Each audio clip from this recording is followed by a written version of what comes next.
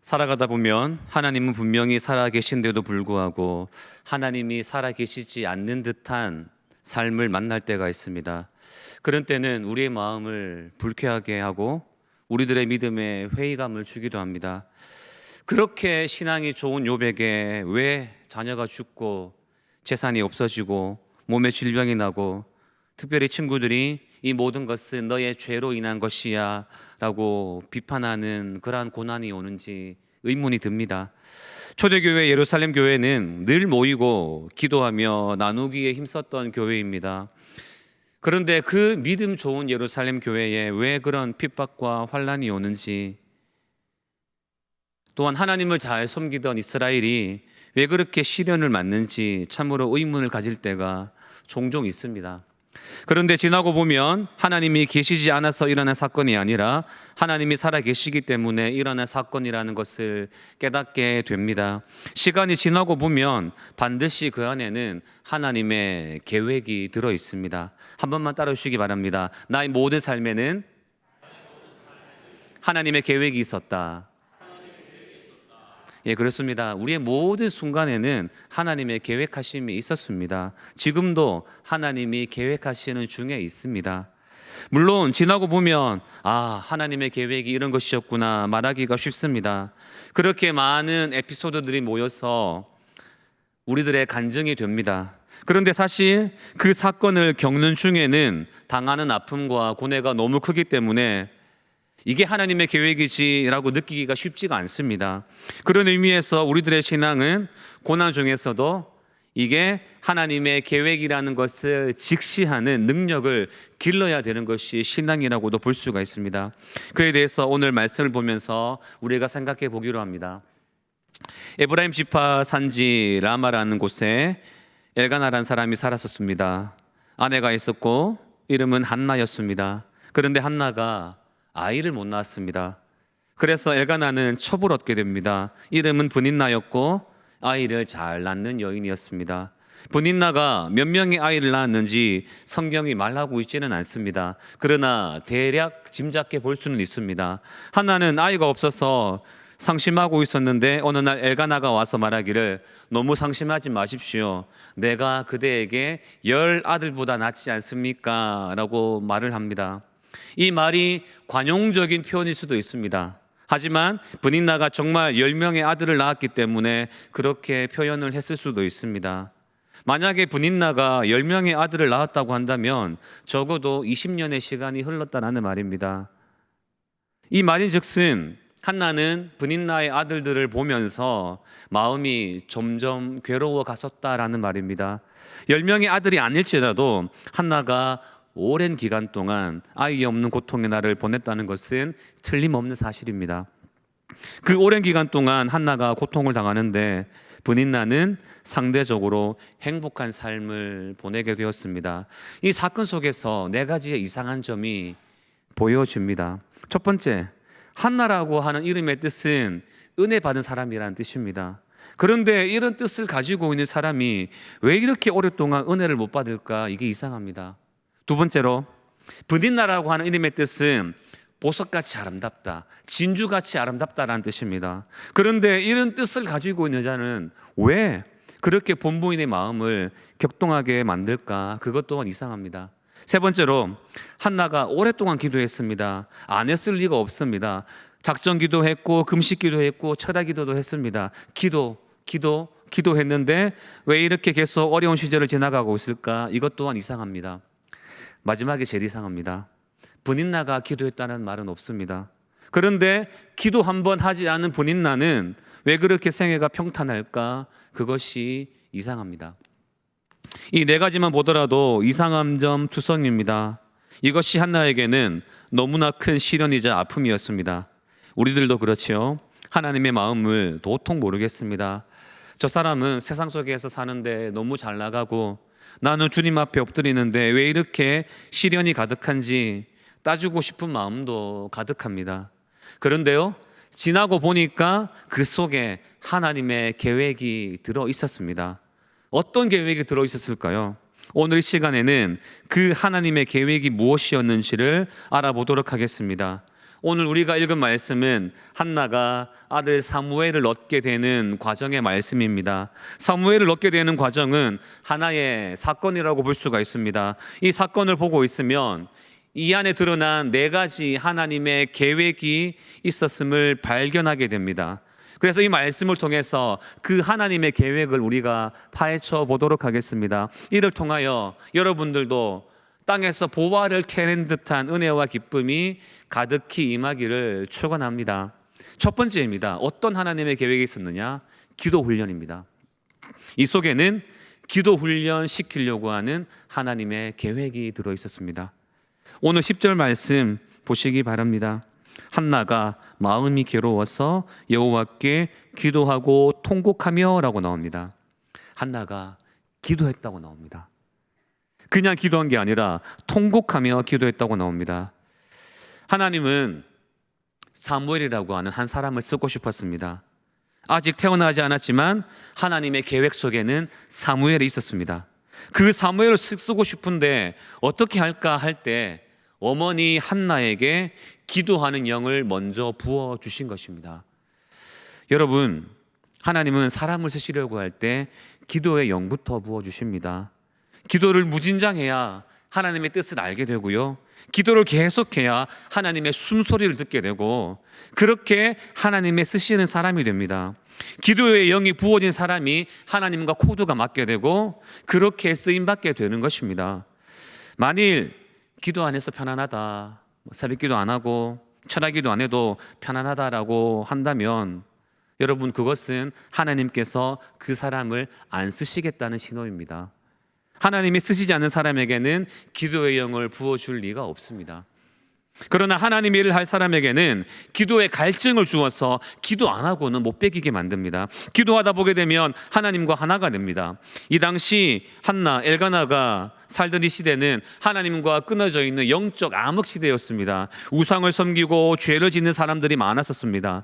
하나님이 너무너무 가슴 아파하셨습니다. 영적인 지도자를 찾는데 없습니다. 그래서 아예 영적인 지도자를 태어나셔서 기르게 하셨습니다. 그 사람이 사무엘입니다. 일꾼 뒤에는 기도꾼이 있는 것입니다. 한나는 통곡하며 기도했었습니다. 하나님이 이렇게 기도꾼 어머니 한나를 오랜 기간 동안 기도 훈련 시켜놓고 아들을 태어나게 했고, 그 아들을 영적인 거장으로 만들고, 그 아들을 통해서 사울 왕을 세우고 미스바 대성회를 열게 만들고 또다시 다윗 왕을 세우기까지 하고, 그렇게 영적 이스라엘을 만드셨습니다. 영적인 위대한 지도자, 마지막 사사 사무엘이 기도의 일꾼 뒤에 태어난 사람이었습니다. 일꾼 사무엘과 기도의 사람 한나가 하나가 되어서 영적인 이스라엘을 세우려고 하는 하나님의 계획이 있었던 것입니다. 여러분들에게 기도의 갈증이 일어나길 원합니다. 요즘 핸드폰, 유튜브나 인스타그램을 열면 쇼츠 영상이 뜹니다. 30초 내지 1분짜리 영상을 한번 보기 시작하면요, 끊을 수가 없어요. 계속해서 다음 쇼츠로 넘기고 또 넘깁니다. 그 쇼츠가 더 이상 안 나올 때까지 넘기는 사람들도 있습니다. 그러다 보면 몇 시간이 훌쩍 지나가기도 합니다. 쇼츠 갈증이 느껴지는 것이죠. 기도하면 내일 또 기도해야지, 이런 기도의 갈증이 일어나야 됩니다. 기도만큼은 내가 다음 장을 넘기고 말리라, 또 넘겨서 기도하리라, 이 마음으로 나아가야 됩니다. 그런 훈련이 힘들겠지만 여러분, 그때 기뻐하셔야 됩니다. 하나님이 훈련시키는 것이고 하나님의 계획이 그 기도하는 사람 속에 녹아 들어있기 때문에 그렇습니다. 하나님은 그 사람을 반드시 쓰실 것임을 저는 확신합니다. 여러분, 기도하는 것은 하나님의 계획입니다. 이 계획이 여러분들의 신앙생활에 충만하게 있기를 축복합니다. 두 번째입니다. 인내 훈련입니다. 이 사건에는 인내 훈련을 시키려고 하는 하나님의 계획이 들어있었습니다. 여러분, 지도자가 되려가려면 참아야 됩니다. 그렇지 않고서는 큰 일꾼이 될 수가 없습니다. 오늘 12절부터 14절까지 이렇게 나오죠. 그가 여호와 앞에 오래 기도하는 동안에 엘리가 그의 입을 주목한 즉 한나가 속으로 말하며 입술만 움직이고 음성은 들리지 아니하므로 엘리는 그가 취한 줄로 생각한지라. 엘리가 그에게 이르되 네가 언제까지 취하여 있느냐, 포도주를 끊으라 하니라고 나옵니다. 한나는 오랜 기간 동안 브닛나가 격동시키는 것을 참고 또 참으면서 지냅니다. 언제까지요? 엘리 제사장이 볼 때까지 인내했습니다. 한나는 브닛나에게 화풀이하지 않았습니다.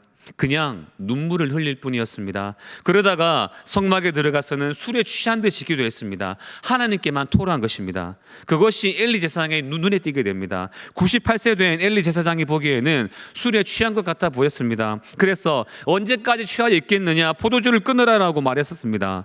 그러나 한나가 말하죠. 나 술 마신 것 아니에요. 나는 마음이 슬픈 여자입니다. 포도주나 독주를 마신 것이 아닙니다. 여호와 앞에 내 심정을 토로한 것뿐입니다 라고 했습니다. 그러면서 16절에 말하기를 나를 악한 여자로 보지 마옵소서. 내가 지금까지 말한 것은 나의 원통함과 격분됨이 많기 때문입니다 라고 했습니다. 이렇게 말하고 나니 그제서야 엘리가 영분별을 하게 됩니다. 엘리는 이렇게 영분별이 안 되는 사람이었고 하나님이 쓰시지 않은 사람이었습니다. 사무엘이 어렸을 때 하나님의 음성을 들은 뒤로는 엘리를 버리시고 사무엘과 대화하며 뜻을 나타내셨습니다. 여러분, 그런 영적으로 어두운 엘리 제사장에게 이 눈에 띄었다고 하는 것, 한나는 그때까지 참으며 인내했었습니다. 하나님이 그런 한나의 모습을 보고 있다가 그 멍청한 엘리 제사장의 입을 열게 하셔서 말하게 했습니다. 그때까지 참아왔다는 것을 보게 함이었습니다. 여러분, 하나님은 참는 훈련을 한나로 하여금 하게 했습니다. 생각해 봅시다. 한나와 비슷한 처지를 가진 여인이 성경에 한 명 더 등장합니다. 바로 아브라함의 아내 사라입니다. 사라도 한나도 결혼한 여인이었습니다. 둘 다 아이를 못 낳는 상황을 만났습니다. 그래서 아브라함도 엘가나도 첩을 얻었습니다. 아브라함의 첩은 하갈이었습니다. 그 첩들은 아이를 낳았습니다. 그리고 그 첩들이 본부인의 마음을 격동시킵니다. 하갈이 사라를 무시했고 브닛나도 한나를 엄청 무시했습니다. 여기서 생각해 볼 것이 같은 상황을 만난 두 사람인데 우리는 어떤 길을 걸어가야 할까를 생각해 봐야 됩니다. 사라는 아브라함에게 가서 내가 받는 모욕은 당신이 받아야 옳도다라고 했습니다. 이런 말이지요. 당신이 나를 어떻게 취급하길래 저 여자가 나를 무시합니까? 당신이 나를 왕비 취급해 보십시오. 그러면 저 여자가 나를 무시하지 않을 것입니다 라는 말입니다. 부부싸움이 일어났었습니다. 그래서 어떻게 했느냐, 결국 하갈을 내쫓았습니다. 다 해결이 되었어요. 속 시원하게 되었습니다. 주변이 깨끗하게 해결되었습니다. 이것이 사라의 영의 방법이었습니다. 아쉬운 것은 하나님과의 의논이 없었다라는 것입니다. 그러나 한나를 보게 되면 브닛나가 한나를 격동했음에도 불구하고 가정에 불화가 일어났다는 것이 나오지 않습니다. 가정이 시끄러웠다고 나오지 않습니다. 꿀꺽꿀꺽 참았습니다. 그러다가 성막에 가면 하나님 앞에 토로하듯이 기도를 했습니다. 하나님, 저 여자가 나를 무시합니다. 너무 억울합니다. 나의 사정을 하나님이 헤아려 주시옵소서. 나에게도 아이를 주십시오 라고 했습니다. 화가 나고 억울해도 사람과 부딪히지 않았습니다. 그저 하나님과 씨름하며 나아갈 뿐이었습니다. 여러분, 사라의 영처럼 하는 것이 좋을까요? 아니면 한나의 영처럼 하는 것이 좋을까요? 좋은 선택을 해야 됩니다. 직장에서, 가정에서, 학교에서, 교회에서 아무리 자존심이 상하고 화나는 일이 있어도, 아무리 격동함을 받아도 꿀꺽꿀꺽 참아내야 됩니다. 사람과 부딪히지 않지만 하나님 앞에서는 술 취한 듯이 기도합니다. 술 먹고 기도하는 것이 아니라 술 취한 듯이 간절히 기도합니다. 그리고 하나님과의 문제를 해결합니다. 마음속으로 결단해 보시기 바랍니다. 하나님 없이 내 성격대로 따발총 쏘듯이 다다다 하면서 내 지혜대로 문제 해결을 해나가기를 원하시는지, 아니면 한나처럼 사람들과는 부딪히지 않으면서 하나님과 문제 해결을 해나가기를 원하시는지 우리가 마음으로 결단해 봐야 됩니다. 그렇게 기도하며 인내하며 사무엘을 낳았을 때 사무엘은 큰 일꾼이 되었습니다. 그러나 사람을 격동시키며 나아갔었던 브닛나의 아들들은 한 명도 성경에 기록되어 있지 않습니다. 확연하게 대비되고 있습니다. 하나님의 계획이 드러난 것입니다. 하나님은 자기가 쓰실 사람에게 인내의 훈련을 시킵니다. 힘든 일이 있을 때, 누군가가 나를 격동시킬 때에 인내의 차를 꿀꺽하고 삼키시기 바랍니다. 청년들에게 한번 얘기했었는데요, 요즘 사람들 오는 것이 고와야 가는 것이 곱다라는 말을 자주 합니다. 많은 사람들이 그런 마음으로 살아갑니다. 나한테 잘해준 게 없는데 어떻게 내가 잘해줍니까? 라고 반문하며 나아갑니다. 그러나 하나님의 계획 속에 있는 그리스도인은 자기에게 안 좋은 것이 온다고 할지라도 똑같은 것으로 되돌려주지 않습니다. 브닛나가 한나를 격분하게 했지만 한나는 브닛나를 격분하게 하지 않았습니다. 그게 그리스도인의 자세입니다. 예수님의 산상수훈을 생각해 보게 되면 왼뺨을 맞거든 오른뺨을 돌려대라라고 나옵니다. 오리를 가고자 하거든 십리를 가라고 했습니다. 속옷을 빌리러 오거든 겉옷도 주라고 했습니다. 이 모든 말씀은 온 것 그대로 갚지 말고 참고 참으며 선한 것으로 갚으라는 말입니다. 하루에 커피를 몇 잔 마십니까? 그리스도인은 인내의 차를 마셔야 됩니다. 그것이 하나님의 계획 속에 있기 때문에 그렇습니다. 이것을 기억하며 하나님의 계획 속에 있는 저와 여러분들이 되시기를 축복합니다. 세 번째입니다. 오늘 말씀에서 보여지는 세 번째, 포기 훈련입니다. 이 사건에는 포기 훈련을 시키려고 하는 하나님의 계획이 들어 있었습니다. 지금 브닛나는 대략적으로 10명의 아들을 기릅니다. 그러나 한나는 아들 하나 달라고 기도했습니다. 그런데 그 기도를 어떻게 드렸는지 보시기 바랍니다. 11절 말씀에 이렇게 나오지요. 서원하여 이르되 만군의 여호와여, 만일 주의 요정의 고통을 돌보시고 나를 기억하사 주의 요정을 잊지 아니하시고 주의 요정에게 아들을 주시면 내가 그의 평생에 그를 여호와께 드리고 삭도를 그의 머리에 대지 아니하겠나이다. 하나님, 아들 하나만 주세요. 아들 주시면 하나님께 드릴게요 라고 기도했습니다. 이렇게 기도했더니 하나님의 응답이 엘리 제사장을 통해서 들려왔습니다. 무엇을 말해주는가 하면 가장 귀한 것을 포기할 수 있는지를 하나님이 보셨습니다. 하나님은 하나님의 자녀를 만들고 싶었습니다. 그 자녀를 하나님의 일꾼으로 만들고 싶었습니다. 마리아의 태를 빌려서 예수님이 오셨습니다. 그것처럼 한나의 태를 빌려서 민족적인 지도자를 부르고 싶었습니다. 그것이 하나님의 계획이었습니다. 그러려면 포기할 수 있는 훈련이 된 사람이 필요했습니다. 그 사람이 한나였습니다. 가능할까요? 한쪽은 아들이 너무 많이 있는데 반대로 여기는 아들이 하나도 없는데 또 주시면 하나님께 드리겠다고 합니다. 이 세상에서 모성애가 강할까 부성애가 강할까라고 한다면 모성애가 강합니다. 이것을 아주 예전에 원숭이를 두고 실험을 한 적이 있었습니다.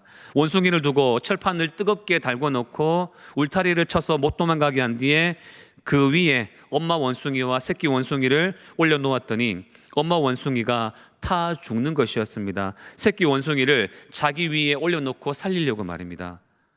여자들은 자녀를 위해 죽을 수 있습니다. 그게 모성애입니다. 그런데 반대로 아빠 원숭이와 새끼 원숭이를 올려놓았더니 아빠 원숭이가 새끼 원숭이를 타고 있더라고 합니다. 남자는 아들을 위해 죽을 수 없습니다. 이런 말로 남자분들 상처받으시면 안 됩니다.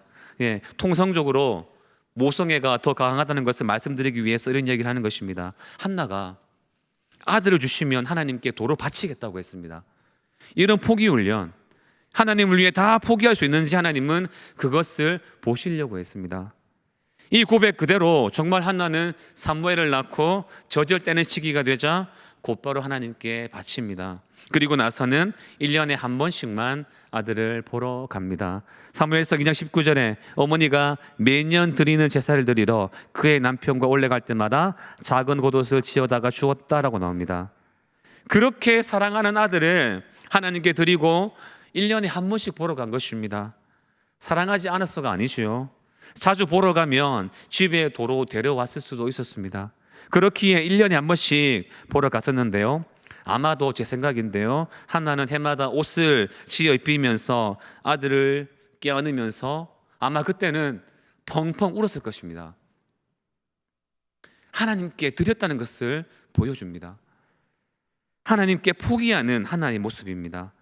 하나님 우리들에게 포기하는 삶을 살기를 원하십니다. 모든 것을 우리가 다 가질 수 없습니다. 어쩌면 하나님은 우리의 가장 사랑하는 것을 내어놓으라고 하십니다. 그것을 드릴 수 있어야 됩니다. 출애굽기 38장에 보면 물두멍을 만드는 장면이 나옵니다. 단 한 절의 말씀인데요. 출애굽기 38장 8절 한 절만 띄워주시기 바랍니다. 우리 같이 한번 읽어볼까요? 시작. 그가 노스로 물두멍을 만들고 그 받침도 노스로 하였으니 곧 회막문에서 수종드는 여인들의 거울로 만들었더라. 이 물두멍을 노스로 만들었는데요, 그 노시 어디서 조달되었느냐 하면 회막에서 수종드는 여인들의 거울로 만들었다고 합니다. 지금으로부터 3,500년 전에 거울이 있었는데 노스로 만든 거울입니다. 한 사람당 2개, 3개 가지고 있었을까요? 하나 만들기도 쉽지 않았을 거예요. 그런데 여인들에게 이 거울이라고 하는 것은 필수품입니다. 거울을 봐야 자기를 가꿀 수가 있습니다. 그런데 여인들이 하나님의 성막을 위해서 자기의 거울을 선뜻 바쳤습니다. 여성분들, 정말 이 세상에 여러분들이 가진 것이 거울 하나밖에 없대요. 바치라면 바칠 수 있습니까? 아름다움을 포기해야 돼요. 한나에게 사무엘은 그런 존재였습니다. 그러나 하나님께 포기할 수 있었습니다.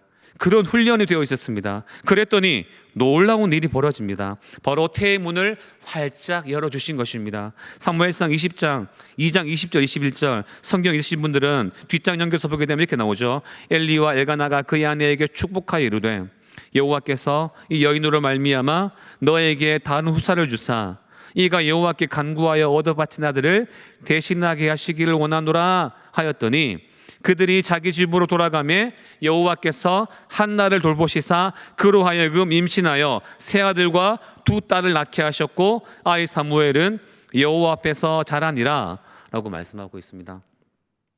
1년에 한 번씩 옷을 지어 입히면서 그때마다 아들을 껴안고 우는 어머니의 모습을 엘리 제사장이 보면서 엘리 제사장이 이렇게 얘기합니다. 하나님, 저 가정에 자녀 좀 주세요.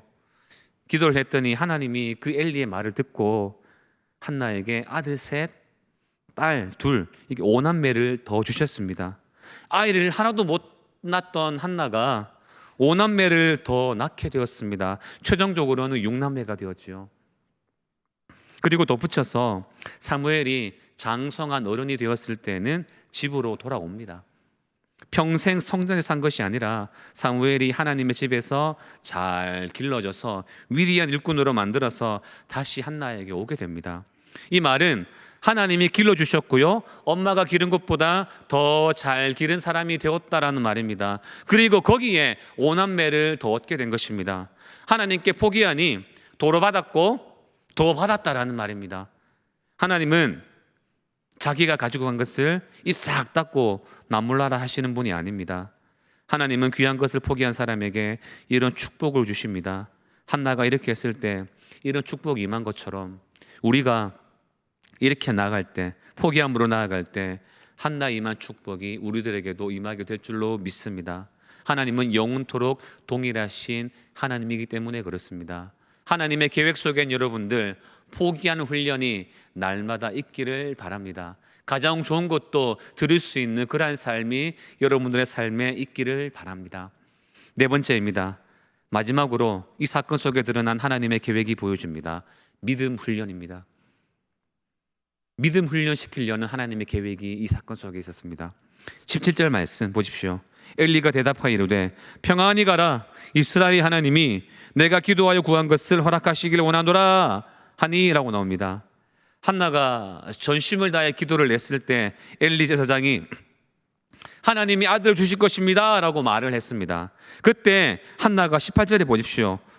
이르되 당신의 요정이 당신께 은혜 입기를 원하나이다 하고 가서 먹고 얼굴에 다시는 근심빛이 없더라 라고 나옵니다. 엘리가 말했을 때 아멘 이렇게 화답을 한 것입니다. 이 축복의 말을 믿고 집으로 돌아갔다라는 말입니다. 그랬더니 다시는 그 얼굴에 근심빛이 없었습니다. 오랜 시간의 고민, 오랜 시간의 기도, 오랜 시간의 부르짖음이 이렇게 한순간에 끝이 난 것입니다. 오랜 기간 근심했지만 하나님의 말씀을 믿으니 끝이 납니다. 여러분, 절대적으로 하나님 말씀을 믿고 나아갈 때 하나님의 역사가 일어납니다. 이렇게 믿고 나아갈 때 사무엘이 태어난 것입니다. 우리가 이렇게 절대적으로 신뢰하는 믿음을 가져야 됩니다. 그래야 하나님이 쓰시는 일꾼이 됩니다. 하나님은 때때로 우리가 하나님을 정말로 절대적으로 믿는지 안 믿는지 보실 때가 있습니다. 아브라함에게는 아들을 바치라는 말씀으로 보셨습니다. 아브라함은 그 말에 순종을 했습니다. 그랬더니 천사가 말했죠. 그 아이에게 손을 대지 말라. 네가 네 아들 네 독자까지도 내게 아끼지 아니했으니 내가 이제야 네가 하나님을 경외하는 줄을 아노라라고 했습니다. 이것이 히브리서 11장에 넘어가면 아브라함이 시험을 받을 때 믿음으로 이삭을 드렸으니 라고 표현되어 있습니다. 하나님이 아브라함을 열국의 아버지로 만드시는 그 큰 계획 속에서 믿음 훈련을 시키려는 계획이 있었고 그것이 이삭을 드림으로써 증명된 것입니다. 그래서 아브라함 이제 통과야 라고 하신 것입니다. 한나가 격분됨을 겪었지만 이 사무엘을 넣는 사건을 통해서 믿음 훈련을 시키려고 하는 하나님의 계획이 역력히 드러났습니다. 한나야 믿느냐? 믿습니다 라고 했을 때 한순간에 모든 그 심과 걱정이 그 격분됨이 끝이 나는 것입니다. 여러분, 우리는 어떤 상황 속에서도 하나님을 조금도 의심하지 말아야 됩니다. 기도하며 인내하며 포기하며 그렇게 나아가고 절대적으로 신뢰하고 나아가면 하나님은 한순간에 응답으로 주십니다. 우리 하나님은 좋으신 하나님이십니다. 부르짖으면 주시는 하나님이십니다. 믿으면 믿음의 역사가 일어납니다. 이 믿음을 가지는 성도님들이 되시기를 바랍니다. 오늘 4가지를 이야기했는데요, 말씀의 결론을 맺겠습니다. 우리가 때때로 하나님이 저 멀리 계신 듯한 상황을 만날 수도 있겠지만 그 속에는 하나님의 계획이 있음을 알아야 됩니다. 지금까지 있었고 앞으로도 있을 것입니다. 기도 훈련 잘 받아야 됩니다. 인내 훈련 잘 받아야 됩니다. 포기 훈련도 잘 하시고 믿음 훈련도 잘 해서 사무엘처럼 하나님께 크게 쓰임받는 역사가 성도님들에도 일어나기를 주님의 이름으로 축원합니다.